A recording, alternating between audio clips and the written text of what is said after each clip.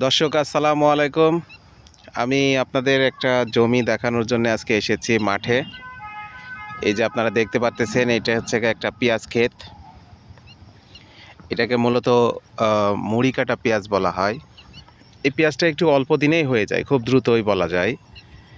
লাগানো থেকে শুরু করে আপনার পরিপূর্ণ হতে ২.৫ মাসের একটু বেশি সময় লাগে, সর্বোচ্চ হলে ৩ মাস।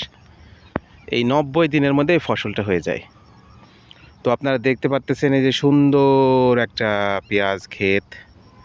তবে এই জমিতে একটু পেঁয়াজের সমস্যা হয়েছে, সেটা হচ্ছে সম্পূর্ণ পেঁয়াজ বের হয়নি।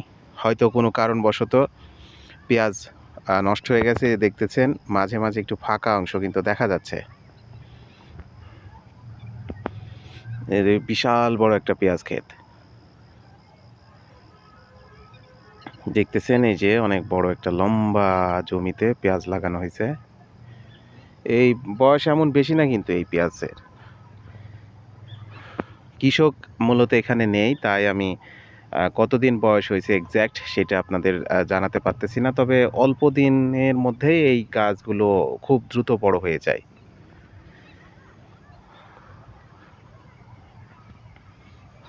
পেঁয়াজের মধ্যে আবার নতুন কিছু জাত আছে, সেই জাত একটু ভালো ফলন হয়। তবে এই মুড়ি কাটা পেঁয়াজের শুধু নতুন জাত না, বেশ কয়েকটা জাত আছে। কিছু জাত আছে আপনার পেঁয়াজের কলি হয়, আবার কিছু জাত আছে পেঁয়াজের কলি হয় না সেগুলো।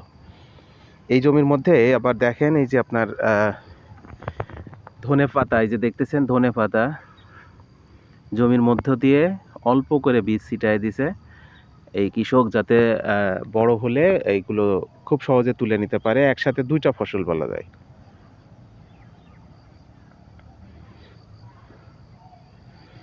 একটু বড় হলে ধনে পাতাগুলো উঠাই ফেলবে, তারপরে শুধু পেঁয়াজগুলো থেকে যাবে। দেখতেছেন একটা সুন্দর একটা ক্ষেত।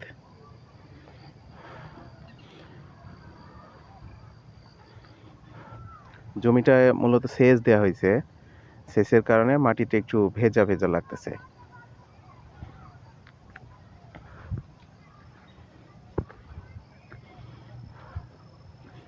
একই কৃষকের জমি, মূলত মাঝখান দিয়ে একটা ডিভাইডার আছে, একটা ক্যানাল করা আছে। সেই ক্যানালটা শুধু বিভাজন হয়ে গেছে দুইটা জমির অংশ। এই যে দেখতেছেন সুন্দর একটা জমিতে, মূলত এটা বালি মাটি। বালি মাটি বললে ভুল হবে, দোআঁশ মাটি বলা যায়। এই দোআঁশ মাটি এই সবজি চাষের জন্য খুবই উপযোগী।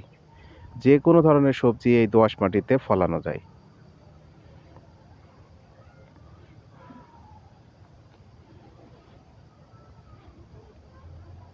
তো আমি মোহাম্মদ মশিউর রহমান, আপনাদের এই পেঁয়াজ ক্ষেত দেখানোর জন্য মাঠে এসেছিলাম। ধন্যবাদ, সবাই ভালো থাকবেন। খোদা হাফেজ।